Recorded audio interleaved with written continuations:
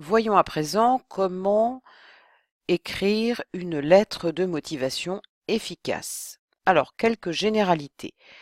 L'objectif de la lettre de motivation, c'est déjà de convaincre que votre candidature est adaptée soit à la demande de l'entreprise quand vous répondez à une annonce, soit à son besoin lorsque vous faites une candidature spontanée. C'est donc un acte commercial et comme tout acte commercial, il vise à être plutôt chez le client que chez vous. Je m'explique, ne prenez pas la lettre de motivation comme le délayage de votre CV sur 3 pages pour expliquer tout ce que vous avez fait et combien votre expérience est riche et fournie, ça n'a pas d'intérêt. Le fait de éventuellement développer votre telle ou telle expérience que vous avez pu avoir ou tel diplôme, vous ferez ça en entretien. Et donc, un des autres objectifs de la lettre de motivation qui accompagne le CV, c'est de décrocher l'entretien. C'est ça son objectif premier. Donc, il accompagne le CV comme je vous le disais, et il s'agit bien d'une demande que vous faites. Vous ne quémandez pas, vous demandez parce que vous avez des choses à apporter à l'entreprise.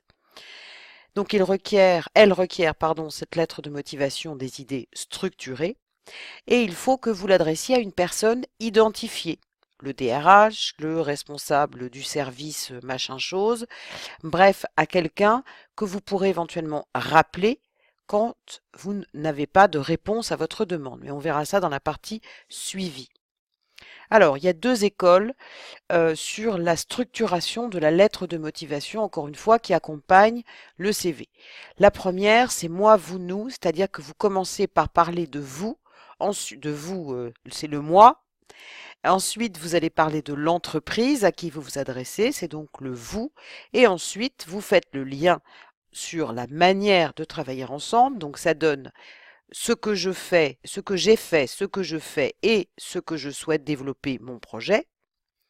Ensuite, là où les raisons pour lesquelles je m'adresse à vous, entreprise, ce qui me plaît chez vous, entreprise.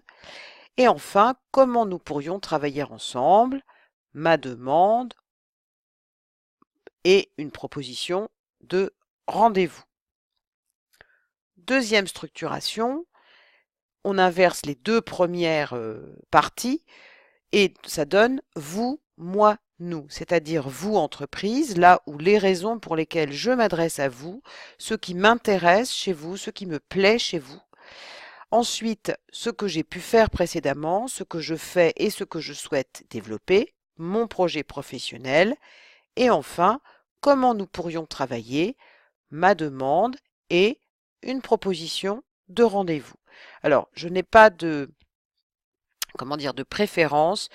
Il est vrai que en termes de candidature spontanée, peut-être que le moi, vous, nous serait plus adapté, tandis qu'en réponse à une annonce, le vous, moi, nous le serait un peu mieux.